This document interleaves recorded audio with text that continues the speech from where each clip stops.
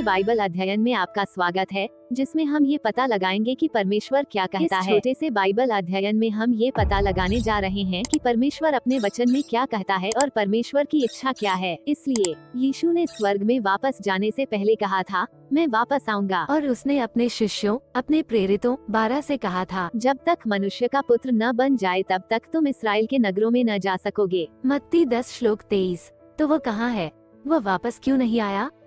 यीशु मसीह यरूशलेम में अपने सिंहासन पर क्यों नहीं बैठा है और उसके लौटने से पहले उसके 12 प्रेरित क्यों मर गए? आज हम इनमें से कुछ प्रश्नों के उत्तर देने का प्रयास करेंगे। इसलिए मैं इन बातों पर विचार कर रहा था और मैंने अपने लिए एक छोटा सा चार्ट बनाया था, क्योंकि इतिहास इस बात का अभिलेख है कि लोगों ने ईश्वर द्वारा दिए गए समय में क्या किया है। इस प्रकार मानव इतिहास की शुरुआत ईसा से 4000 वर्ष पूर्व आदम और हव्वा के साथ हुई। और मैंने देखा कि नबूकदनेस्सर की मूर्ति के पैर, जिसकी व्याख्या दानियल ने की थी, आनुपातिक रूप से बहुत लंबे थे। और मैं सोच रहा था, ऐसा क्यों है? दानियल की मूर्ति के पैर सोने के सिर के क्यों हैं? आप जानते हैं, बेबीलोन साम्राज्य, रजत मेदो फारसी साम्राज्य, तत्कालीन यूनानी साम्राज्य इत्यादि, ये पैर इतने लंबे क्यों हैं? यह आनुपातिक नहीं है। और यीशु मसीह वह चट्टान बनने जा रहा है जो आएगा, अन्य जातियों के उस पूरे समय को नष्ट करने के लिए वापस आएगा। ठीक है, तो अंततः मुझे अपने प्रश्न का उत्तर मिल गया और मुझे आशा है कि मैं आपको दिखा सकूंगा। आप जानते हैं, नबूकदनेस्सर की मूर्ति को क्षतिग्रस्त कर दिया गया है, पैरों को बाधित कर दिया गया है और परमेश्वर ने रहस्य को डाल दिया है, और इसलिए हम देख सकते हैं कि रेखा के इस तरफ क्रूस था और पवित्र आत्मा नीचे आ रही थी। फिर रहस्य की रेखा के इस ओर यीशु मसीह तरसूस के शाऊल के सामने प्रकट हुए, जिन्हें पौलुस भी कहा जाता है। और अब हम इस रहस्य में जी रहे हैं। परमेश्वर ने इसे रहस्य कहा है क्योंकि यह ऐसी बात थी जिसे उसने गुप्त रखा था, और हम मसीह के शरीर के स्वर्गारोहण की प्रतीक्षा कर रहे हैं, जब प्रभु यीशु मसीह हमें बाहर ले जाने के लिए पुनः प्रकट होंगे, क्योंकि उन्होंने निर्णय लिया है कि इस समयावधि के दौरान जो कोई भी विश्वास करेगा वो उसे स्वर्ग में रहने के लिए बचा लेगा। बाकी लोग जो परमेश्वर पर विश्वास करते हैं, वे पृथ्वी पर उस राज्य में रहेंगे।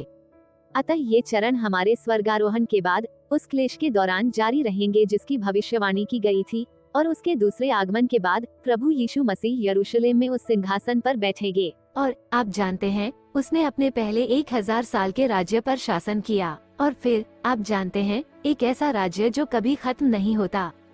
और उन प्रथम 1000 वर्षों के पश्चात महान श्वेत सिंहासन का न्याय होगा। इसलिए बाइबल के इस प्रकार के अध्ययन को मिड एक्ट्स पॉलिन डिस्पेंसेशनल बाइबल अध्ययन कहा जाता है। अतः अधिक विशिष्ट रूप से कहें तो यह मिड एक्ट्स 9 बाइबल अध्ययन है। ये 9वें भाग का मध्य भाग क्यों है? क्योंकि यह प्रेरितों के काम 9 में था कि प्रभु यीशु मसीह स्वर्ग में 1 वर्ष रहने के बाद वापस आए और तरसुस के शाऊल को बचाया, जो कि अन्य जातियों का प्रेरित पौलुस है। अतः हमें बाइबल में जो लिखा है उस पर ध्यानपूर्वक विचार करना चाहिए, क्योंकि प्रेरितों के काम 321 में पतरस ने कहा था कि जिसे स्वर्ग को ग्रहण करना है वो यीशु मसीह है, जब तक कि सब बातों का सुधार न हो जाए, जिसके विषय में परमेश्वर ने अपने सब पवित्र भविष्यद्वक्ताओं के मुख से जगत की उत्पत्ति से कहा है। तो ये पृथ्वी पर राज्य के बारे में कुछ जानकारी थी जो दुनिया के शुरू होने से लेकर अब तक उसके सभी पवित्र भविष्यद्वक्ताओं के मुख से कही गई थी। लेकिन पौलुस कुछ अलग ही बात कहता है। पौलुस कहता है, अब जो तुम्हें मेरे सुसमाचार और यीशु मसीह के प्रचार के अनुसार स्थिर करने की शक्ति रखता है, उस भेद के प्रकाशन के अनुसार जो जगत के आरंभ से गुप्त रहा पर अब पूरा हुआ है। पौलुस की बात को आगे बढ़ाओ जो अब उजागर हो चुका है।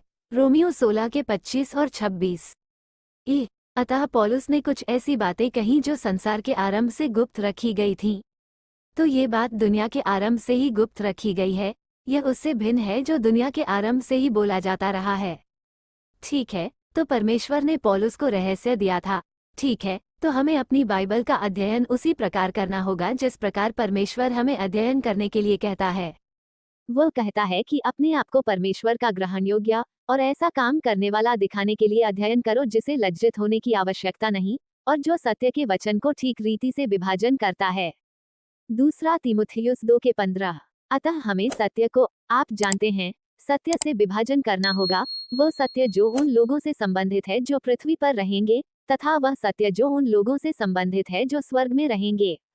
और यदि आपकी बाइबल ठीक वैसा नहीं कहती जैसा कि दूसरा तीमुथियुस 2 के 15 कहता है, तो आपको ये पता लगाना होगा कि असली बाइबल कौन सी है।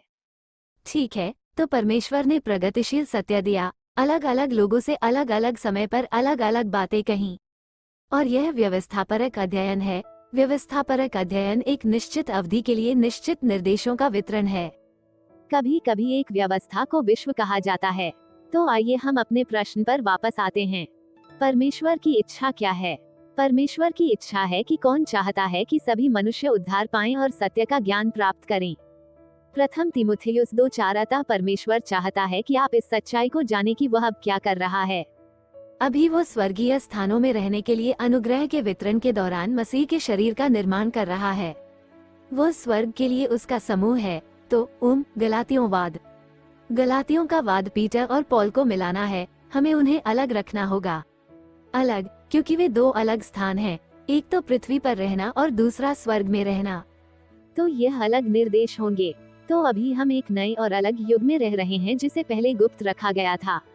तो फिर परमेश्वर की योजना क्या है? परमेश्वर की योजना को महिमा योजना कहा जाता है। यह उसके पुत्र प्रभु यीशु मसीह को उसके राज्य में महिमान्वित करने की योजना है।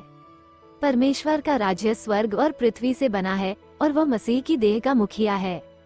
और हमारे राज्य में सिंहासन या प्रभुत्व या रियासतें, शक्तियाँ, कण और हर नाम होगा। और पृथ्वी पर वो इस्राएल का महायाजक और राजा है। और वहाँ सिंहासन या प्रभुताएं या प्रधानताएं, शक्तियाँ, कंठ और हर एक नाम होगा जो रखा जाएगा। तो अभी वह ये निर्धारित कर रहा है कि स्वर्ग में कौन कौन सी नौकरियां करेगा और उसने स्वर्ग में रहने वालों को पृथ्वी पर रहने वालों से भिन्न निर्देश दिए हैं। और इफिसियों 1:9 और 10 में ये कहा गया है कि उसने अपनी इच्छा का भेद उस सुइच्छा के अनुसार हमें बताया है, जिसे उसने अपने आप में ठान लिया था कि समयों के पूरे होने का ऐसा प्रबंध हो कि जो कुछ है स्वर्ग में है और जो कुछ पृथ्वी पर है सब कुछ मसीह में एकत्र करे। इस प्रकार उसका एक ही राज्य होगा जिसके दोनों क्षेत्र केवल विश्वासियों से बने होंगे। इसलिए मैं आशा करता हूँ कि आप उन लोगों में से एक होंगे जो उसके नए स्वर्ग और नई पृथ्वी में होंगे, क्योंकि आप जानते हैं कि वहाँ होना और उसके साथ अनंत जीवन पाना ही लक्ष्य है। तो इस छोटे से वीडियो को देखने के लिए आपका बहुत बहुत धन्यवाद और परमेश्वर आपको